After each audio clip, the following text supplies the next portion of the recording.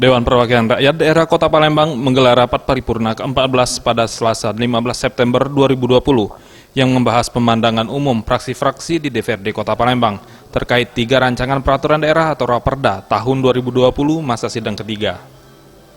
Rapat paripurna dihadiri oleh Wali Kota Palembang, Ketua DPRD Palembang, Wakil Ketua DPRD Palembang, serta anggota DPRD Kota Palembang.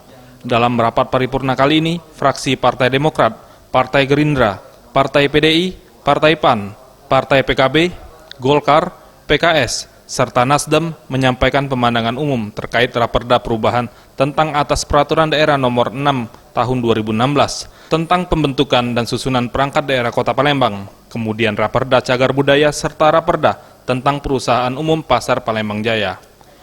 Usai rapat paripurna, Wali Kota Palembang Harnojoyo mengatakan pihaknya akan segera membahas terkait pemandangan umum fraksi-fraksi yang segera akan disampaikan pada rapat paripurna tentang jawaban Wali Kota atas pemandangan fraksi-fraksi pada 21 September 2020 mendatang.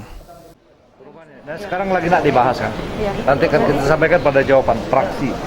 Pada prinsipnya ada beberapa hal yang nanti di dalam perda yang lalu yang kita evaluasi sesuai lagi dengan. Mungkin ada yang berubah dari struktur itu, mungkin ada pemecahan dari OPD-OPD. Ini akan kami bahas, akan kami teliti di insya Allah akan dibentuk pansus. Nanti tanggal 21 September akan ada jawaban Wali Kota dan pengumuman nama-nama yang duduk di pansus untuk membahas perda ini. Tim Liputan Sriwijaya TV.